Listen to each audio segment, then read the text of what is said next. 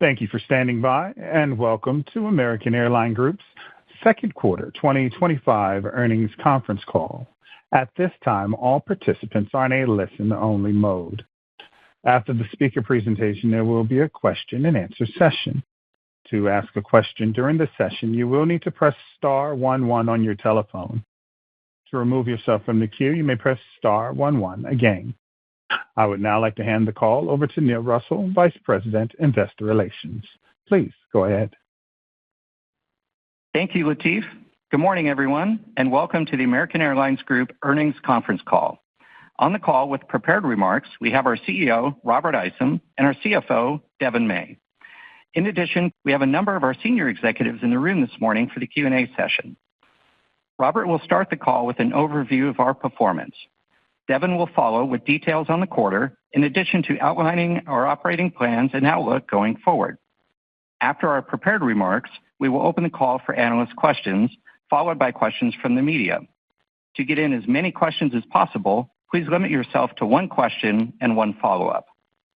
Before we begin today, we must state that today's call contains forward-looking statements, including statements concerning future revenues, costs, forecasts of capacity, and fleet plans. These statements represent our predictions and expectations of future events, but numerous risks and uncertainties could cause actual results to differ from those projected. Information about some of these risks and uncertainties can be found in our earnings press release and Form 10-Q that was issued earlier this morning. Unless otherwise specified, all references to earnings per share are on an adjusted and diluted basis. Additionally, we will be discussing certain non-GAAP financial measures which exclude the impact of unusual items. A reconciliation of those numbers to the GAAP financial measures is included in the earnings press release, which can be found in the Investors section of our website. A webcast of this call will also be archived on our website. The information we are giving you on the call this morning is as of today's date, and we undertake no obligation to update the information subsequently. Thank you for your interest and for joining us this morning. With that, I'll turn the call over to our CEO, Robert Isom. Good morning, everyone. This morning, American reported an adjusted pre-tax profit of $869 million for the second quarter, or earnings per share of 95 cents, which is toward the high end of the guidance we provided in April. We achieved this in a difficult and evolving operating and demand environment, and we're proud of our second quarter performance. We remain steadfast in our focus on our 2025 priorities, which will continue to shape the long-term success of American. Executing on these priorities will enable us to grow margins, generate sustainable free cash flow, and further strengthen our balance sheet. Our priorities this year include delivering on our revenue potential, renewing our focus on the customer experience, operating with excellence, and driving efficiencies throughout the airline. We're pleased with the progress we've made on each of these fronts, and we'll share more on them this morning. Let's begin with our performance during the second quarter. In the second quarter, we produced record revenue of $14.4 billion, a testament to the progress we're making on our commitment to deliver on our revenue potential, even in a challenging environment. Our year-over-year passenger unit revenue improvement led our network peers for the fourth straight quarter. Long-haul international PRASM performed in line with our initial expectations, with all entities producing positive year-over-year results. Driven by continued strength in the premium cabin, Atlantic PRASM was up 5%, and Pacific PRASM was up approximately 1% year-over-year on approximately 17% more capacity. Premium demand and spending from higher-income consumers remained resilient in the second quarter. On a year-over-year basis, unit revenue in the premium cabin performed 4 points better than the main cabin. We're well-positioned to attract premium customers, with plans to expand our premium seating further in the years ahead. The strength in international and premium was offset by domestic leisure weakness. Domestic unit revenue was down approximately 6% year-over-year, as softness in the main cabin persisted throughout the second quarter. While domestic unit revenue is expected to remain lower year-over-year in the third quarter, we expect that July will be the low point and that performance will improve sequentially each month in the quarter as industry capacity growth slows and demand strengthens. As shown on slide 4 of the earnings presentation that we published this morning, the efforts of our sales team to recover revenue from indirect channels beat our expectations in the quarter, with our indirect share now down 3% versus historical levels. We saw the greatest sequential improvement in indirect leisure channels, but we continue to make progress in corporate channels. We remain on track to get back to our historical share of indirect channel revenue as we exit 2025. In the second quarter, we grew our managed business revenue by 10% year-over-year, outpacing broader industry growth. This result is further confirmation that our sales and distribution efforts are being well received by our customers. Our work to grow the Advantage program and enhance our partnership with Citi is continuing as we prepare for the start of our new 10-year agreement in January 2026. Slide 5 highlights that active Advantage members have grown 7% year-to-date, with our highest growth in enrollments coming from Chicago, Dallas-Fort Worth, and New York. Advantage members are more engaged, generate a higher yield versus non-members, and are a key driver for premium cabin demand, currently accounting for approximately 77% of premium revenue. Spending on our co-branded credit cards was up 6% year-over-year for the second quarter as customers continue to favor Advantage miles as their preferred rewards currency. American remains committed to offering an industry-leading travel rewards program, and we look forward to sharing more exciting updates in the months ahead. The further strengthening of our network remains a key priority for the team. In the second quarter, our growth was focused on Chicago, New York, and Philadelphia, 3 strategic hubs critical to our network and where we continue to see long-term opportunity. We're encouraged by the early results from this additional capacity, with share, unit revenue, and financial results tracking in line with or ahead of expectations. We'll remain responsive to the demand and competitive environment as we execute our long-term network strategy, and we remain focused on deploying capacity that best serves our customers. Our new customer experience organization is elevating every part of the travel journey. We've continued to make meaningful improvements across all phases of the customer experience. We've announced several exciting updates to our lounge network, including opening a new flagship lounge in Philadelphia. In Miami, we've announced plans for a new flagship lounge and are expanding the Admirals Club lounge footprint. American is proud to offer more premium lounges than any other carrier. Later this summer in Charlotte, we'll open Provisions by Admirals Club, a new, unique, and additional lounge concept for customers that are seeking a quick refreshment before catching their next flight. The new flagship suite on our Boeing 787-9 officially entered service last month on select flights to London. In this winter, this premium offering is expected to expand to Argentina, New Zealand, and Australia, giving more customers the opportunity to enjoy this elevated experience. Customer response to the new aircraft and flagship suite product has been overwhelmingly positive. We want our customers' experience at the airport to be as easy and as seamless as possible. In May, we implemented TSA Touchless ID, which significantly expedites the security screening process. Additionally, we're the first airline to test one-stop security for flights into the U.S., starting with American's flights from London to Dallas-Fort Worth, allowing customers to bypass baggage reclaim and TSA rescreening upon arrival. We're excited to be the first carrier to implement one-stop security, which will greatly enhance the connecting experience and overall journey for our customers traveling internationally. Thank you to the Department of Homeland Security for its continued partnership and commitment. We've also introduced several additional customer enhancements during the quarter, including an option for customers to use miles as a form of payment for upgrades and improvements to our in-flight food and beverage offerings. We're excited about the momentum we've built, and we're just getting started. Our customer experience team is undertaking a comprehensive review of every phase of the travel journey and making investments that will deliver tangible improvements for our customers and our revenue performance. Turning now to our operation.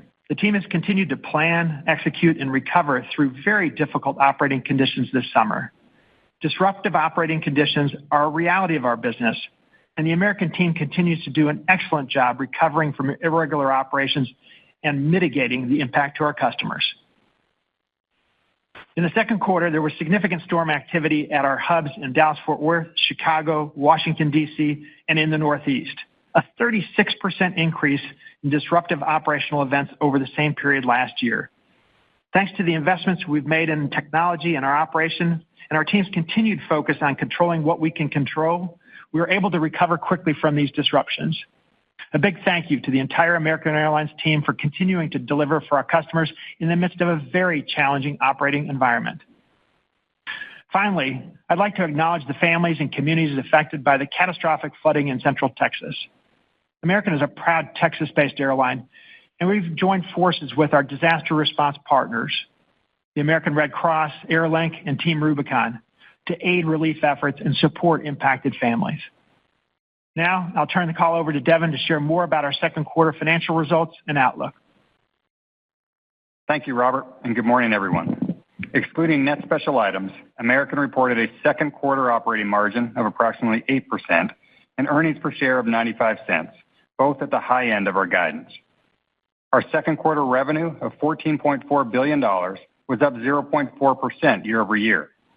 Second quarter unit cost, excluding fuel and net special items, was up 3.4% year over year, over half a point better than the midpoint of our guidance.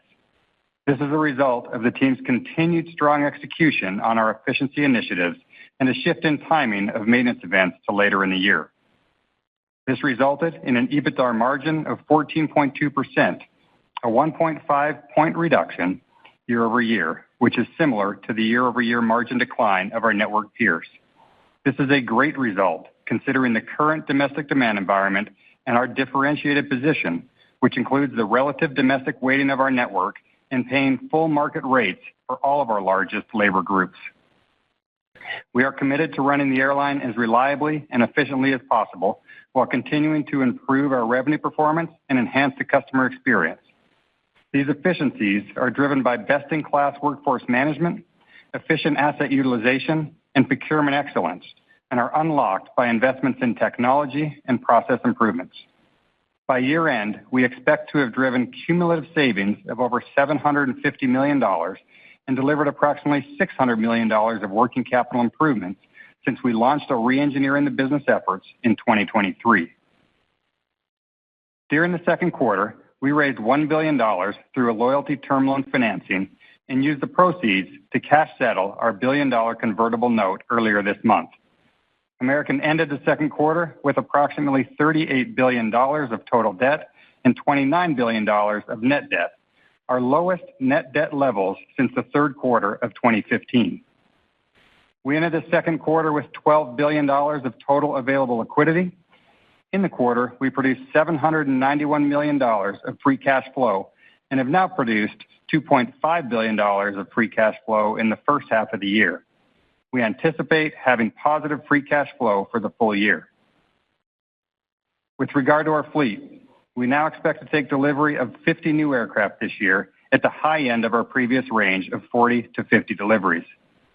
This is driven by earlier than planned deliveries of several aircraft that we now expect to receive in the fourth quarter, a few months earlier than our previous expectation of the first quarter of 2026.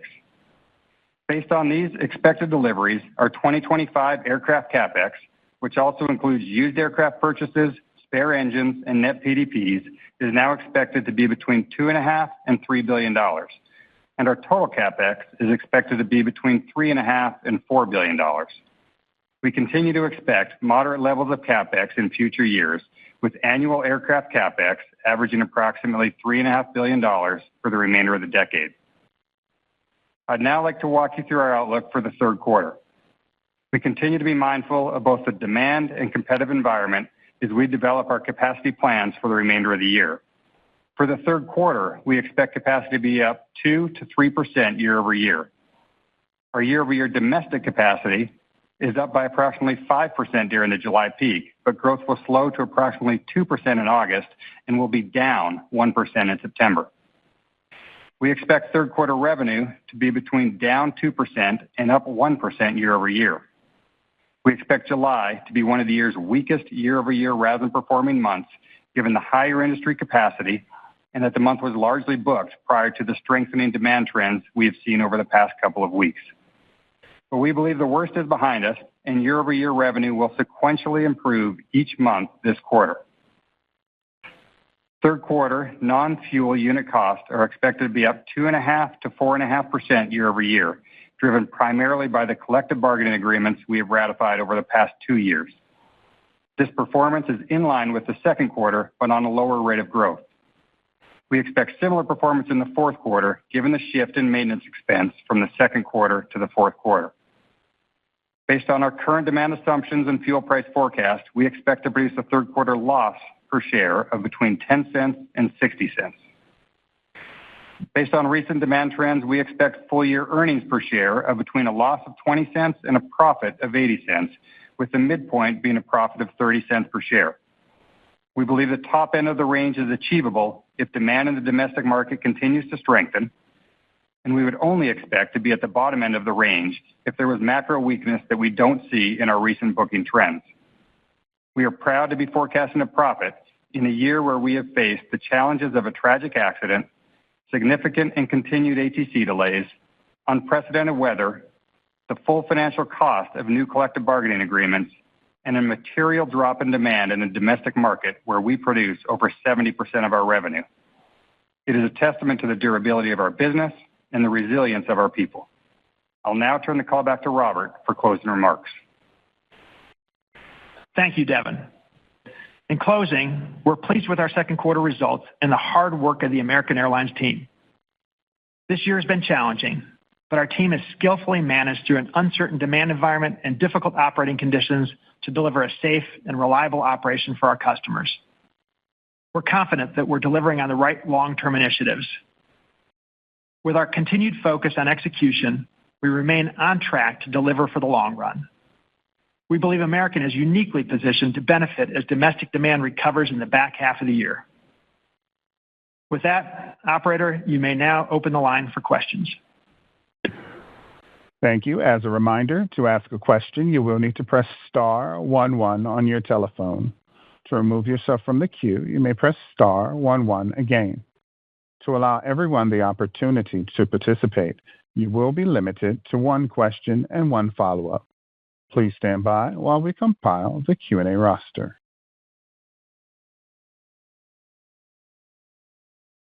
Our first question comes from the line of Jamie Baker of J.P. Morgan Securities. Please go ahead, Jamie.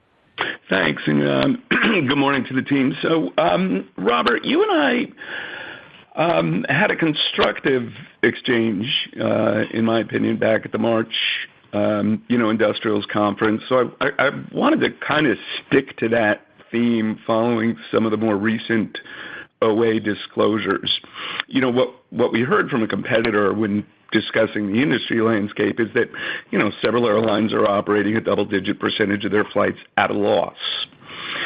So I guess my question for you, Robert, is twofold. First, can you give us an approximation, maybe on a full-year basis to adjust for seasonality, what overall percentage of American flying loses money, and maybe how that's changed, and evolved in recent years? And then second, is there a path towards a more modest percentage of loss-producing flying? How do you accomplish that? What are the upside drivers? Thanks. Okay. Thanks, Jamie. And I'll just start with we don't run our airline based on other airlines' perceptions of our business. We run and have a fantastic hub and spoke network system, a great set of partners. We're really proud of what we do. And on a system basis, if you take a look at our results today, the primary differentiator between us and some of our competitors is largely two things. One, we're paying our team members at market wages. Others, are benefiting from not doing that.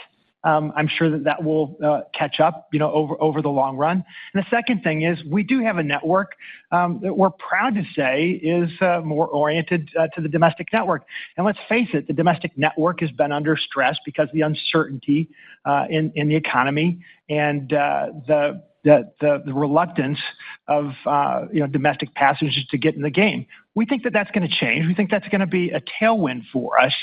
And especially as demand and capacity come back in more into balance, it's going to fit very well with the things that we're doing to make American really thrive in the long run, delivering on our revenue potential, improving our customer experience, playing into premium, taking advantage of international. We're going to be having some international growth, and it's all based on or all keyed off of an incredible level of efficiency. So I feel proud of what we got.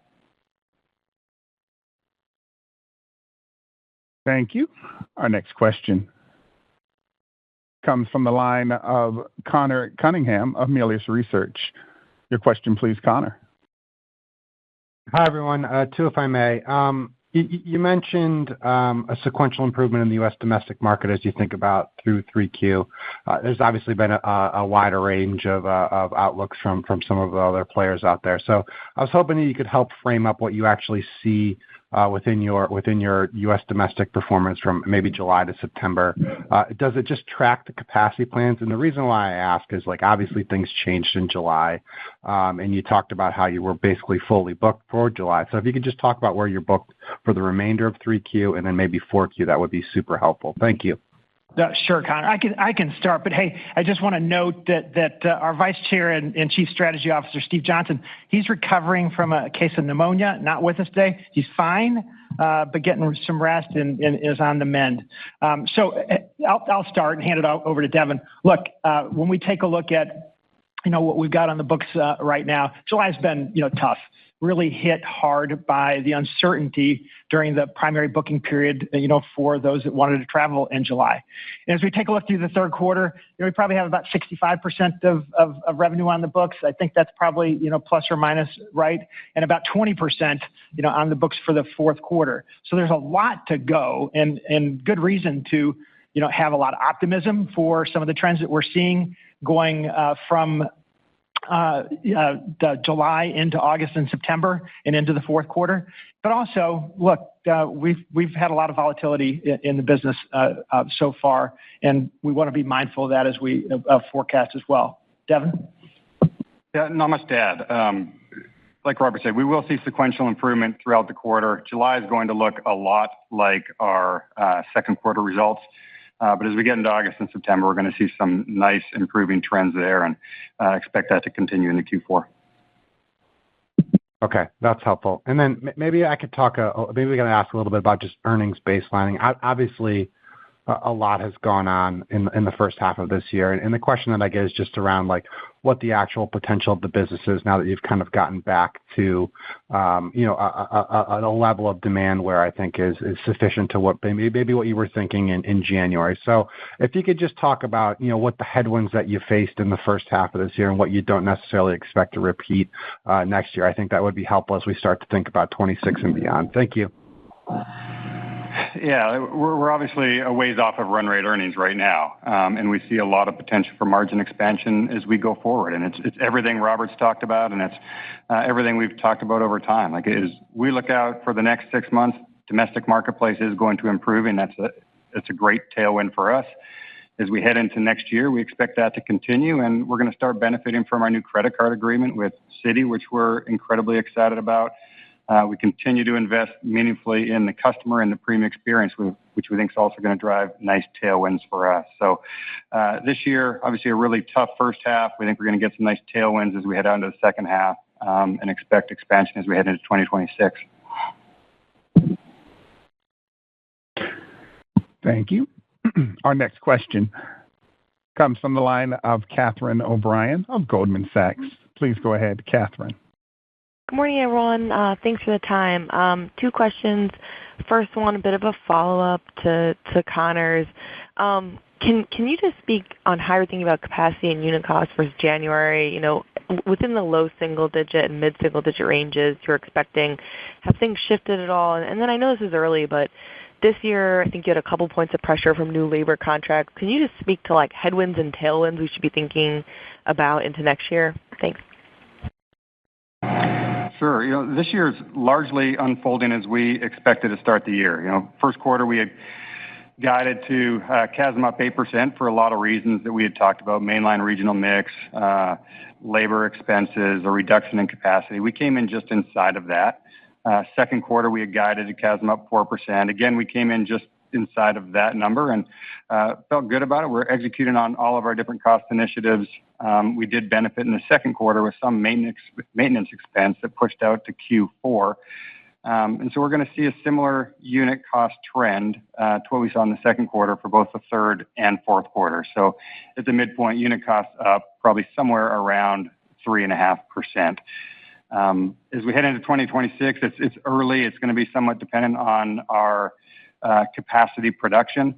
But I'd just say over the long term, I think we've done an exceptional job managing costs. We spent the last couple of years really focused on re-engineering the business for efficiency, and that's across the entirety of our business. And I think we're doing a really nice job with it. So that's the outlook for this year. And I think in 26, we'll continue to perform really well relative to the rest of the industry. Okay, great. And then maybe just one on the indirect revenue share, if I could. Saw that came in better than expected in the second quarter. But on an operating margin basis, the gap to peers is about the same this quarter. It was in the second quarter of last year with indirect revenue much more recovered. Is there an element where revenue share is getting close to historical levels, but it's more volume driven than it was before the distribution strategy change? And there's some element of pricing that recovers over time in those contracts? Or is it, the margin pressures coming from the relatively higher domestic exposure and maybe more market labor rates versus one of your peers you spoke about earlier in the call? Just would love to unpack that. Thanks. Yeah, thanks. You hit it exactly right at the end. To me, it feels like a pretty incredible result that our margin performance year over year was very much in line with our peers in a quarter where we know the weakest part of the business was the domestic marketplace, and we have more exposure to domestic. And like you said, on the cost side, we are faced with the full cost of newly reached collective bargaining agreements. At least one of our peers isn't in that position yet, but will be eventually. So for us to produce the same year-over-year margin in that environment seems like a really great result. And you see it in the unit revenue numbers. We've had 4 straight quarters of relative outperformance on unit revenue. It's just hard to have that flow through to margin or relative margin when you have these types of differences. And Catherine, I'll just add, one of the other proof points is the corporate managed traffic that's improved 10% year over year in a relatively flat business market. We're not done yet. And that's the point I think is really important. We've got a few percentage points more to get back to where we were prior to the sales and distribution strategy change. But we've got even more from that because we know that our network and our team is capable of delivering at higher levels. I do believe that the last few percentage points going to be hard, but also I think that they're going to be the most profitable points we bring in. Thank you. Our next question comes from the line of Tom Wadewitz of UBS. Please go ahead, Tom. Good morning. This is Atul Maheswari from Tom Wadewitz. Thanks a lot for taking our questions. Robert, if I heard you right, did you say that you're expecting a full recovery in indirect channel market share as you exit 2025? So if you could please confirm that. And related to that, are you able to quantify what would be the revenue lift that we should expect for 2026 as you run rate the 2025 exit rate to all of next year? Well, Tom, I'll start with it's just getting back to our historical share. As we exit 2025, we're on track to restoring our full indirect channel share. And what that means is that as we exit the year, so it's not embedded in the full year 2025 results, but as we move into 2026, I expect to see that come through. We talked last year about that representing $1.5 billion of revenue. There's a good chunk of that's going to flow through, and we're really pleased with our performance getting back on track. Okay. And then as my follow-up, just following up on some of the questions that have been asked already, but if we look at your profit margins relative to your network peers, just it would seem based on the outlooks that all of you have provided this year, that your margin gap, even at the EBITDA level, is likely to widen this year. So really, as you look out over the next few years, what do you think American really needs to do to make progress in bridging this gap? And do you think there are any structural impediments to American actually fully bridging this gap over time? Well, I'll just start with last year. At the end of last year, we had a 2-point EBITDA margin gap to United, inclusive of Delta's third-party business. We had about a 2-point EBITDA margin gap to them as well.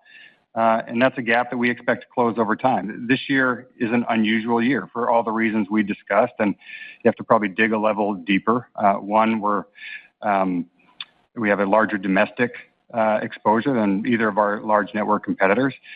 Two, we're just at different cycles with where we are at with collective bargaining agreements. We have all of ours in place. One of our competitors does not. So not everything is going to come through in margin in a linear fashion. But we do think over time, yes, we expect we can close that margin gap. We don't think there's anything structural.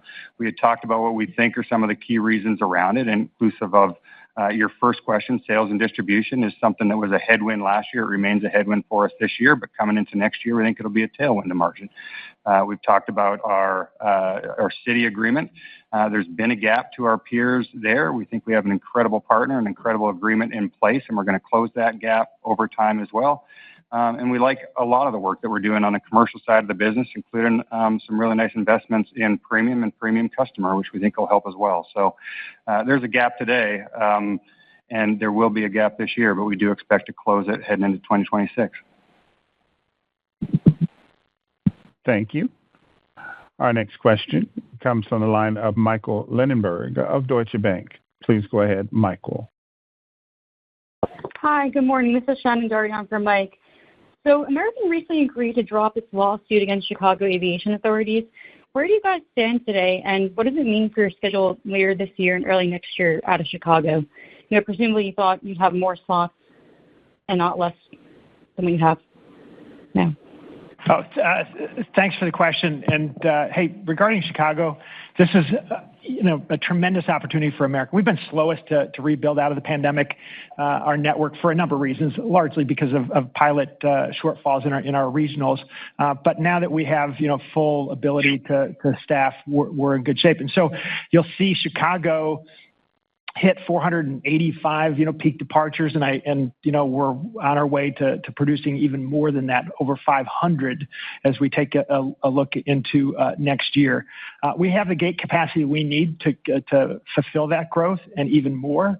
And in terms of the status of the litigation, we feel really good about where we're at. We worked with the city to design and finance the expansion of Chicago, and all we're asking to do is have them live up to what they said they would do in terms of gate allocation.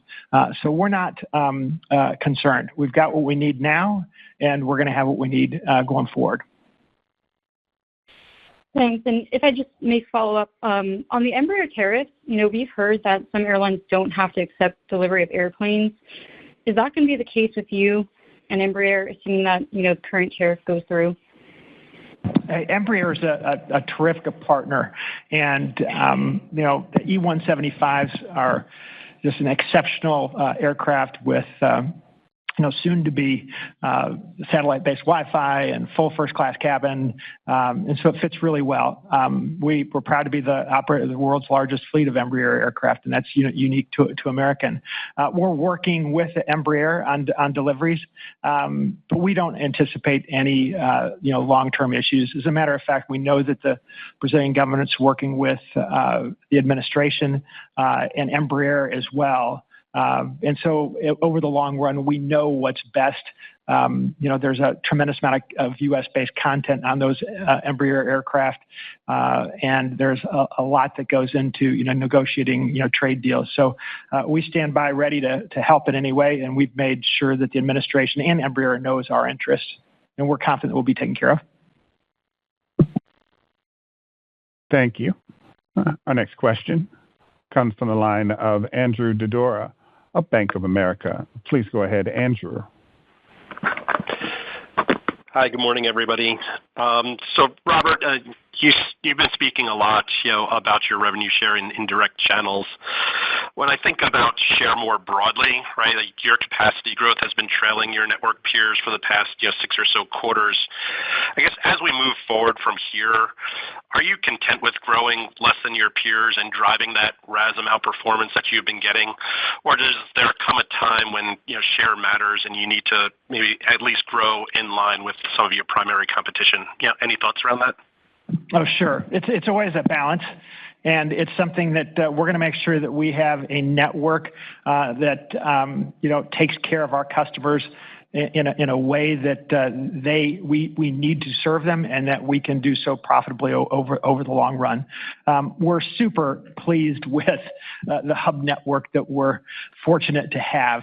Our hubs are based in the metro areas that are growing the fastest in the United States. You've seen from some of our recent announcements about the new Terminal F in DFW. It's going to allow DFW to be the world's largest hub. We're confident that our hubs will support more growth. And specifically, as we look into 2026, you're going to see us make sure that we restore our share in Chicago. You're going to see us continue to build Philadelphia, which has been a bright spot, and you'll also see us continue to invest in Miami. All that goes with a tremendous domestic network that is ultimately the anchor to help support international growth. And our fleet is going to allow for more of that. And I like the opportunity we have to play both in the international market and premium space as well. So good things on the horizon from that perspective. We're going to take care of our customers. Got it. Thank you for that. And just my second question here. I know you've spoken about kind of your corporate revenues growing 10% in a flattish market. I guess, can you more quantify the demand improvement you've seen of late that just gives you the confidence to speak to the accelerating revenue growth despite the tougher comps as we head into the back half of the year? Yeah, it's just booking trends, and it's especially what we see coming from June moving into July. And then as you move into August and September, we feel really confident in terms of an improving capacity and supply environment, and American benefits, and we should benefit more than others given our exposure. Thank you. Our next question comes from the line of David Vernon of Bernstein. Your question, please, David. Hey, good morning, guys, and thanks for taking the question. So, Robert, I wanted to ask you a little bit about the investment in sort of the customer experience, and I want to ask it in kind of two ways. One, first, kind of, as you look at yourself relative to your peers, where are the big opportunities for you to improve the customer experience? And as you talk to investors about this, like, how are you thinking about measuring this? Is it Net Promoter Scores? How are you going to kind of judge the performance on improving the overall customer experience? Obviously, it'll eventually show up in the bottom line, but I'm just wondering, how are you thinking about talking about your progress on this journey to improve with investors and analysts? Thanks. Thanks, David. Appreciate the question. First off, we're going to measure this by our customers' perception and by revenue performance. Okay, so first off, we will evaluate our Net Promoter Scores. That will be a huge driver. And as well, in terms of revenue performance, this is going to be, we're doing this to improve, premium revenues and revenue overall. So unit revenues will be the metric that we take a look at. And so in terms of where we're at, we've had a long history, of firsts in terms of customer experience enhancements and improvements, and we're building on that.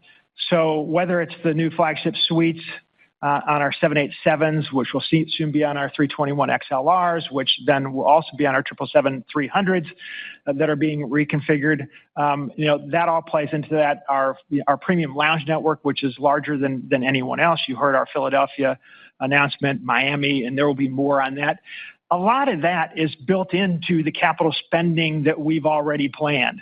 So, I would suggest that there's not a lot of catch up on that front. You will see us invest in, our food and in-flight amenities. And again, you will see us continue to invest in the premium experience.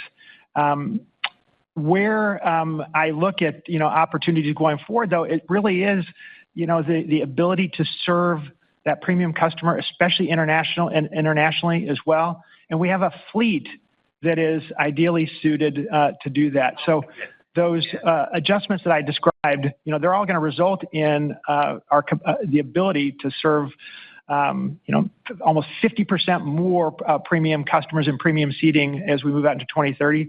And from an international perspective, our fleet is going to allow us to serve more, or actually improve flying by almost 50% or more than 50% as we move out into 2030.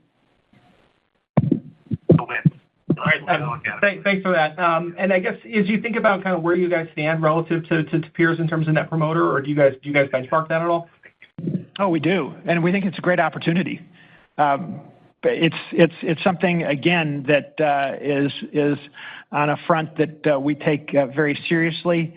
It starts with running an exceptional operation, and we've been hit with our share of challenging operating conditions this summer, certainly in June and July.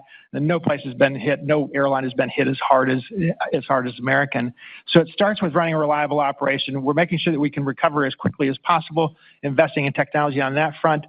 And then, moving from there, it really is making sure that we have the basics and those things that are just essential for competition. And then there's some things that you're going to see us, play in that we'll look to, even outpace the competition. And on that front, it's all designed to improve, our customer experience and revenue performance. Thank you. Our next question comes from the line of Duane Pfennigwerth of Evercore ISI. Please go ahead, Duane. Hey, thanks. Good morning. So depending upon how we interpret the guide for 3Q, maybe there's slight sequential improvement in RASM, depending upon how the quarter plays out. But I wonder, how would you rank your enthusiasm for sequential improvement by entity, maybe domestic versus Atlantic versus Latin? And, do you see a path back to positive RASM for domestic this year? Hey, Duane. Well, I'll just say this about the environment right now in Q3 versus Q2. In the third quarter, domestic is going to be better, but it starts with a month of July that's going to look very similar to what we had in the second quarter. But we do expect improvement beyond that point, and that's actually the entity where we expect to see the most improvement. Transatlantic, we had outstanding performance in the second quarter. As the Iran conflict was heating up, that was during a pretty decent booking window for Q3. So we do expect a little bit softer performance in the transatlantic in July and August, but by September, we think it's going to be performing really nicely again. The rest of the network, I think there's probably some pressure in short-haul Latin, long-haul Latin, and Trans-Pacific will probably perform pretty similarly to what we saw in Q2. But when we look at it in totality, we really like the environment that we're in now versus where we were, a couple of months ago. And especially as we get to the back end of this quarter, we think there's some really nice potential for positive unit revenue ahead. That's not baked into the guide. Obviously, we're going to have negative unit revenue this quarter at the midpoint. But we do think as we head out to the fourth quarter, there is potential for positive unit revenue performance. Thanks for that. And then I may have missed it. Apologies if I did, but you guys have been pretty good at keeping your capacity in kind of this 3% range. Basically, for all the quarters of this year, you made some comments about early deliveries. Does that change the trajectory for the fourth quarter, or do you lean harder on retirements, or is it just a rounding error? Thank you. There may be a little bit more capacity that comes in the fourth quarter with deliveries. It's not going to be a huge amount, though. Just on retirements, I think you may be aware, we don't have any aircraft retirements that are necessary between now and the end of the decade. So for us, when we're managing capacity, it's really just being tight around utilization during the off-peak periods. And I think we were pretty quick to react here in the third quarter, at least for these periods like August and September, which are traditionally lower demand periods. As we head into the fourth quarter, though, we like the demand trends we're seeing. I think we're going to put the right amount of supply in the market to meet that. Thank you. Our next question comes from the line of Savi Syth of Raymond James. Please, your line is open, Savi. Hey, thanks. Just a clarification there, sorry. So on the domestic capacity side, with the declines, is that solely related to, just taking off-peak capacity out, so as you get into the fourth quarter, you'll see that step up again? Is that how you're thinking? Well, I'll just say fourth quarter capacity isn't finalized yet. But yeah, in the third quarter, like we would in a normal year, we pull capacity down in August and September. This year, just given the trends we had been seeing in demand as we went into the second quarter, we pulled August and September down more than we normally would. Some of that capacity would naturally come back in the fourth quarter, which is traditional seasonality, and that's what I would expect again this year. Makes sense. And then on the operations front, it seemed like that was one area that you had really improved kind of versus where you were maybe pre-pandemic over the last few years. But this year, clearly more issues. And I wonder if you can is it really down to DCA and weather? And if that's the case, weather might not change. Like, how do you manage through this? Because it seems like the metrics have gotten worse at American versus peers, even though, you are kind of recovering better. Oh, thanks, Savi. Look, I think American runs the most reliable, safe operation, possible, at all times. I'm really proud of our team and the way they've been able to recover. Let's just go through some of the things that we've dealt with.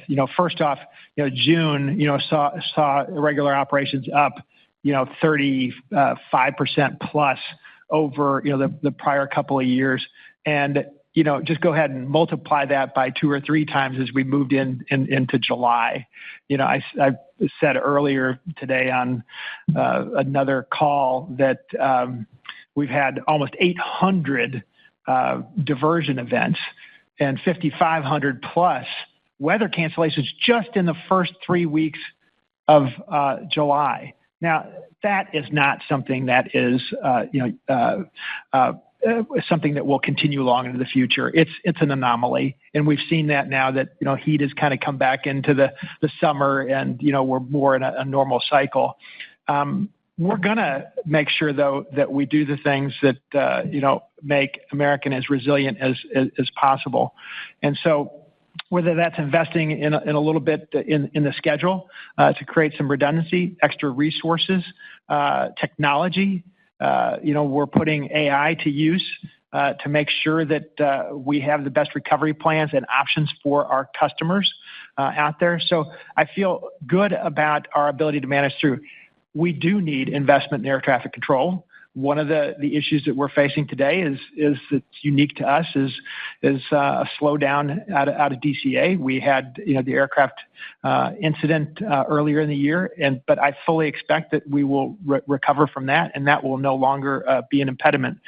So over the long run, I think that weather normalizes for everyone. I think that American, because of what we do and how we've operated during a really difficult environment, we're going to shine, over the long run. And I feel really good about that. So a couple other proof points. One is that even with these irregular operations, our mishandled baggage rates are improving, very, very, very much. And I know that, we're doing a great job in getting customers to back online when operational events create problems. So there you have it. Thank you. Our next question comes from the line of Tom Fitzgerald of TD Cowen. Please go ahead, Tom. Hi, thanks so much for the time. Most of them might have already been answered, but I'm curious just how you're thinking about the New York market organically now that seemingly a lot of the inorganic growth options there have been closed off. Thanks, Tom. Hey, we have a great franchise in New York. We're the third largest carrier with over 260 peak day departures across all three airports. Our largest operation is at the Preferred New York Airport, LaGuardia, and we have 150 departures there. The new terminal is great. It does come at significant expense, but we're optimizing our network to adjust to make sure we can take New Yorkers to where they want to go and customers that want to go to New York. We're making sure that we have the ability to do that. And so based on what we're doing, we're seeing margin expansion year over year. And our One World hub at JFK Terminal 8, which I think is really unique to American. We offer a seamless experience with 125 peak day departures across AA and our partners. We've got a great product, especially from a Transcom perspective. London Heathrow to New York, the biggest business market in the world. Yes, our New York is more specialized given our network and in complements where we're strong in so many other places. But we have the ability to grow as well. And that growth can be through upgauging, and we're always making sure that we're flying to the right places. Okay.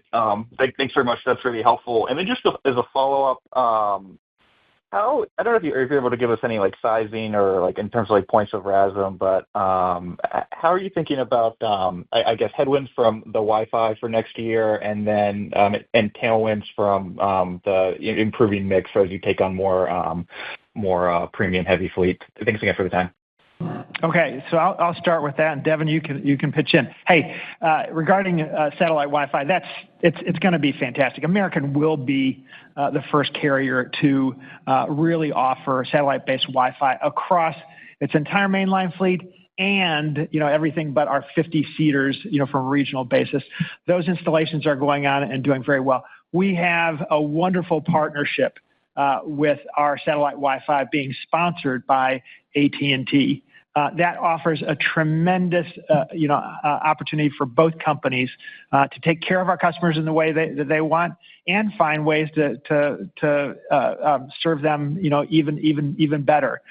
So from that perspective, I believe that based on our partnerships and what we think in terms of consumer sentiment and also usage of the service, I think that we're going to do pretty well, and you won't see much of an impact in terms of the P&L. And in terms that I spoke earlier about the work that we're doing from a premium product perspective, we've got a fantastic foundation. And whether it's our facilities, our lounges, the aircraft that were coming in that are already built into our capital plan, yeah, we're going to augment that a little bit with amenities and service, and we'll do that, but that won't have a material impact either.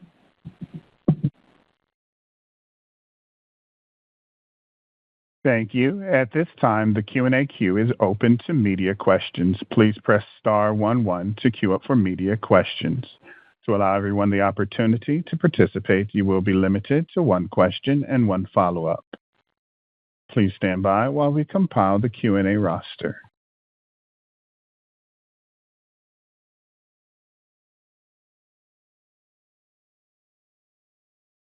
Thank you. Our first question comes from the line of Allison Slider of Wall Street Journal. Please go ahead, Allison. Hi, thanks so much. I guess on New York, I was curious what you all made of the United JetBlue arrangement. How compelling do you think that'll be, and how much of a step back is it that American wasn't able to come to some other agreement with JetBlue? Thanks, Allie. Look, we had a creative relationship with JetBlue for a number of years that really benefited customers. Unfortunately, we couldn't maintain that long into the future. And so we haven't had the benefit of that for, a couple of years now. As I mentioned before, we like our New York franchise. It's specialized, but it's centered on those things that really, I think, are most meaningful, not only to our network, but our customers, transcons and international service, and really taking New Yorkers, where they want to go and making sure that we have a great schedule from all of our hubs into the New York region as well. New York is one of the places that we've grown our advantage enrollments, actually even at a faster clip than we have in the last couple of years.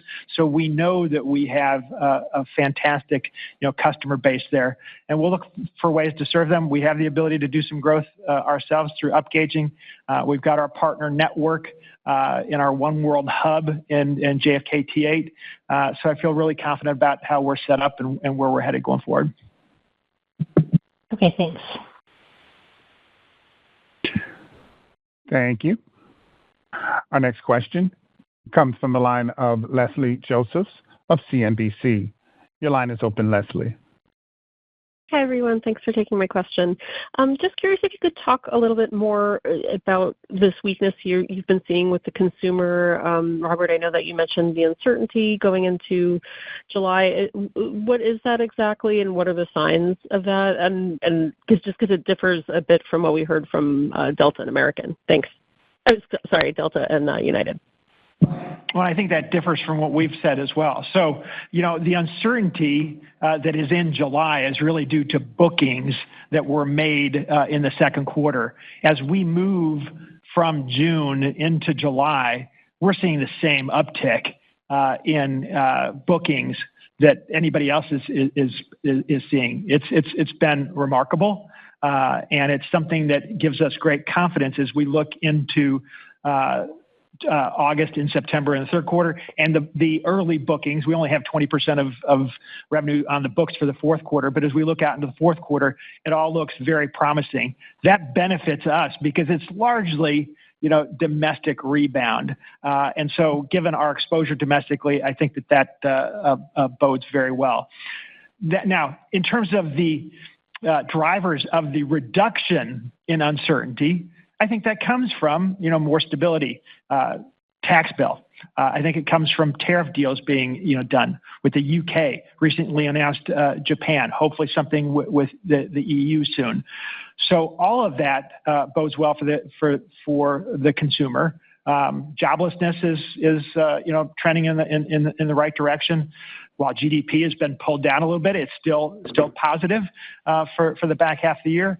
And I think that all lends to a customer that's more willing to get out there and spend, travel, and do some things that they want to do. Okay, thanks. And just one follow-up. One of your competitors was talking about using AI more for pricing. How do you think about that? And is that something that you're considering or already experimenting with? Thanks. Oh, thanks. I appreciate the question because I quite frankly think that some of the things I've heard are just not good. For American, we will use AI to improve our ability to operate the airline. We're going to be more efficient because of it. We're going to be able to our team members are going to have an easier time of doing their jobs.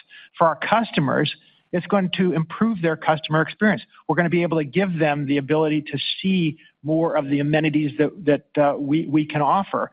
That we're going to be able to serve them in a way that when they do run into difficulties, that they can recover faster. We have projects underway now that are all aligned in that fashion. We talked about operational difficulties. One of the big AI investments we've made is in a project that we call HEAT that allows us to rebuild the operation as quickly as possible going forward. So for us, of course, we're going to find ways to get our product in front of consumers. But consumers need to know that they can trust American, okay? This is not about bait and switch. This is not about tricking. And, others that, talk about using AI in that way, I don't think it's appropriate. And certainly from American, it's not something we will do. Thank you. This concludes the Q&A portion of the call. I would now like to turn the conference back to Robert Isom for closing remarks. Sir? Thanks, Latif, and thank you to everybody on the call today. We remain confident that the actions that we've taken to deliver on our revenue potential, strengthen our network, operate with excellence, and find ways to drive efficiencies throughout the airline position us well for the long term. I want to thank you for joining us, and thank you for your support and interest. Have a great day. This concludes today's conference call. Thank you for participating. You may now disconnect.